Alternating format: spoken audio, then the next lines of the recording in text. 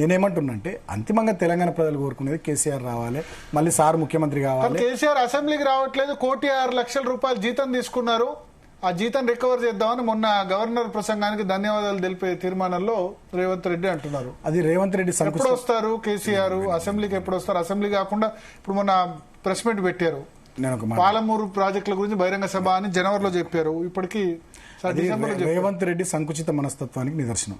జగన్మోహన్ రెడ్డి గారు ఆంధ్రప్రదేశ్ ముఖ్యమంత్రి ఉన్నప్పుడు వీళ్ళ గురువు చంద్రబాబు నాయుడు గారు ఓపెన్ గా అసెంబ్లీలోనే నేను అసెంబ్లీకి రానుపో అని చెప్పేసి వెళ్ళిపోయిండు. వచ్చారు 2 years వచ్చారు. 2 years వచ్చినా అసెంబ్లీకి రానని మిగతా 3 years వెళ్ళిపోయారు. అదెందుకు గుర్తుకు రాదు? కేసీఆర్ గారు సందర్భానుసారంగా సమయానుకూలంగా ఎప్పుడు బయటకు రావాలో, ఎప్పుడు ఎట్లా రావాలో అప్పుడు అట్లా వస్తారు. ఇప్పుడు హరీష్ గారు, కేటీఆర్ గారు, మా పార్టీ నాయకత్వం మేమంతా పనిచేస్తూనే ఉన్నాం కదా. కేసీఆర్ గారే రావాలి, కేసీఆర్ గారే ఉండాలి. కేసీఆర్ గారు చెప్పండి మేము పనిచేస్తామా? ఆరోగ్యం బాగుందా? చాలా బాగుంది. మీరు అత్యంత సన్నిహితులు, మొన్న కూడా పోయి కలిసారు కదా. కలిసి వచ్చిన నేను 1.5 hours సార్తో ఉన్నా, లంచ్ చేసినా, కలిసినా వచ్చిన. సారు చాలా హెల్దీగా ఉన్నారు, చాలా మంచిగా ఉన్నారు, చాలా విషయాలు అడిగి తెలుసుకున్నారు. సో ఏమన్నారు మీరు జైలు నుంచి బయటకు వచ్చిన తర్వాత? 16 రోజులు నిన్ను జైల్లో పెట్టారు కదా, ఇబ్బంది పెట్టారు, చూసుకుందాం. సరే మంచిది, కానీ ఇప్పుడు వాళ్ళ టైం ఓకే, నో ప్రాబ్లం, భయపడక గట్టి ఉండు, పార్టీ మొత్తం నీ వెనకాల ఉంటుంది, ఏం కాదంటే. లేదు సార్, నాకు జైలు కొత్త కాదు, కేసులు కొత్త కాదు, ఇవన్నీ కొత్త కాదు, నో ప్రాబ్లం సార్, పని చేస్తా, ఫైట్ చేస్తా, అట్లేముందని నేను అన్నా. సో నేను అనే పాయింట్ ఏంటంటే ఇక్కడ కేసీఆర్ గారు ఎప్పుడు రావాలో అప్పుడు వస్తారు. ఇప్పుడు వారు మంచి చాలా బ్రహ్మాండంగా ఉన్నారు. మీకన్నా నాకన్నా ఆయన ఆర్గాన్స్ అన్ని మంచిగా ఉన్నాయి. అంటే చాలా బీఆర్ఎస్ క్యాడర్ లో ఆందోళన, మీడియాలో ఆందోళన, ఈ సోషల్ మీడియాలో కొంతమంది పిచ్చోళ్ళ ఆందోళన. ఎవరు మా వ్యతిరేకులు,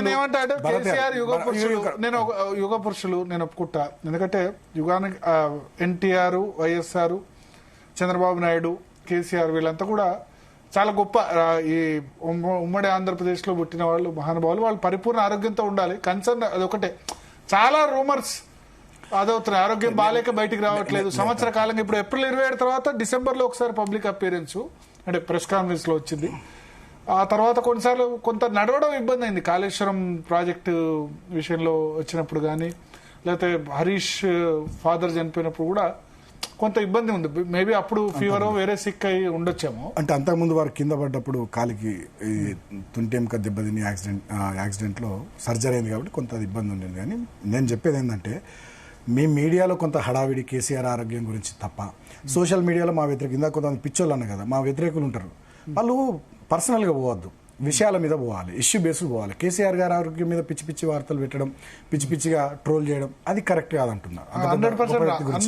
సో అది తప్ప కేసీఆర్ గారు సంపూర్ణ ఆరోగ్యంగా ఉన్నారు. ఎందుకంటే ఆయన బ్రెయిన్ అదంతా తెలంగాణ కావాలి. చాలా మంచిగా ఉన్నారు, గొప్పగా ఉన్నారు, అద్భుతంగా ఉన్నారు. వస్తారు కదా, టైం వస్తారు. కేసీఆర్ గారు బయటకు వచ్చినాడు, చూద్దాం రాష్ట్రం ఎంత మంచిగా ఉంటుంది, ఎట్లుంటది. యాక్టివిటీ పెరిగిపోద్ది. డెఫినెట్ సార్ బయటకు వస్తారు, సమయానుకూలంగా సందర్భాన్ని బట్టి బయటకు వస్తారు. ఇప్పుడు వారు ఇచ్చే డైరెక్షన్ మేరకే కదా మేమంతా పనిచేసేది. జిల్లాలలో కానీ, నియోజకవర్గాల్లో కానీ, రాష్ట్రాల్లో కానీ డైరెక్ట్ గా ఆయన పార్టిసిపేట్ చేస్తే వేరు కదా. ఇక సింహం ఎప్పుడు రావాలో అప్పుడు వస్తుంది. మీరు చూడు, వచ్చినాడు ఎట్లుండాలో అట్లుంటది. ఇప్పుడు మా హరీష్ అన్న, కేటీఆర్ అన్న బ్యాటింగ్కే తట్టుకుంటలేరు వీళ్ళు అసెంబ్లీలో. ముఖ్యమంత్రి గారు ఇంకా కేసీఆర్ రావాలి. సరే వాళ్ళు అది కాదు, బయట అయినా ఇప్పుడు ప్రెస్ కాన్ఫరెన్స్ లో లేకపోతే ప్లీనరీలో ఇటువంటి యాక్టివిటీ, మళ్ళీ ప్లీనరీ టైం దగ్గరకు వచ్చారు. డెఫినెట్ సందర్భానుసారంగా సమయానుకూలంగా ఎప్పుడు రావాలో అప్పుడు వారు బయటకు వస్తారు.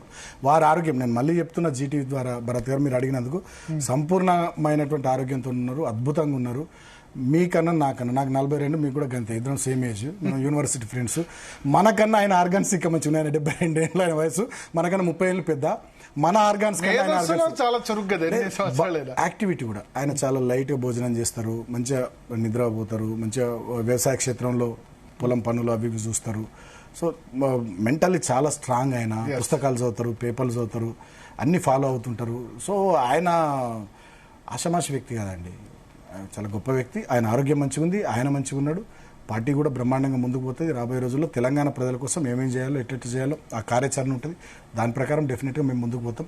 నేను కోరేది ఒకటే, ఈ ప్రభుత్వం ఏం చెప్పి అధికారంలోకి వచ్చిందో అది చేయాల్సింది పోయి ఇతరత్ర విధ్వంసం. నేను ఇందాకన్నా వికాసం లేదు, విధ్వంసం తప్ప, అభివృద్ధి లేదు, అవినీతి తప్ప. మీరు సింగరేణి బొగ్గుబాయల నుంచి మొదలుకుంటే హిల్ట్ పాలసీ దాకా, ఫ్యూచర్ సిటీ దాకా, మూసి ప్రక్షాళన దాకా మొత్తం అవినీతిమయమే. రియల్ ఎస్టేట్ దందా తప్ప రియల్ టైం గవర్నెన్స్ లేదని నేను అందుకే అన్న. పేదల కడుపు గురించి చూస్తలేరు, పెద్దలు గద్దలు లెక్క రాష్ట్రాన్ని ఎట్లా దోచుకుందాం అనేటటువంటి ఆలోచన. మొత్తం మీరు చూస్తున్నారు కదా, మంత్రుల వ్యవహార శైలి, ఎమ్మెల్యేల వ్యవహార శైలి, ముఖ్యమంత్రి వారి కుటుంబము, వారి దోస్తుల వ్యవహార శైలి, నిజంగా బాధ అనిపిస్తుంది.